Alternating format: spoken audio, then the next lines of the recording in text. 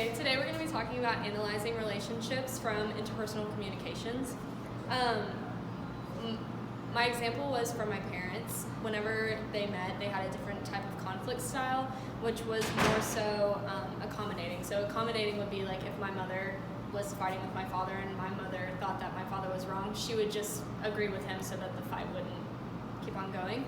And then as they became married, it became more so compromising because they had children, and so it was at the point where they felt it was necessary to agree on things to benefit all of their children and themselves.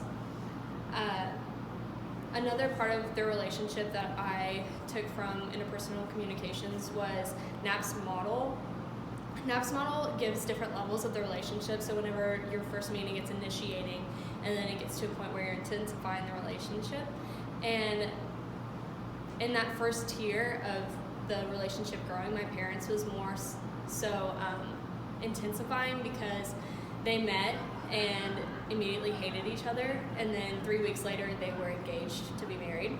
And so it was for them, it went from absolutely loathing each other to in love, so their relationship obviously was intensifying over a matter of 3 weeks. And then they also realized the second tier of Knapp's model is where the relationship downfalls, and my parents experienced a lot of fights in the beginning of their marriage. So even though their marriage is still going on today, it did not terminate, but they definitely experienced a downfall, like in Knapp's model.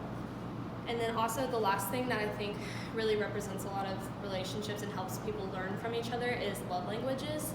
There's 5 love languages. It is words of affirmation, quality time, touch, acts of service, and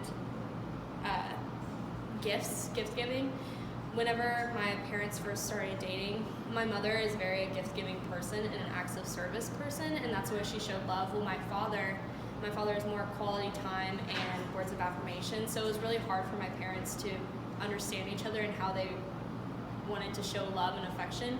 But as they, I guess in a way, grew up together with having children, they learned each other's love language even more, and so at that point they were able to show each other the right amount of affection and love that each one respected and wanted. So that is my analyzing paper.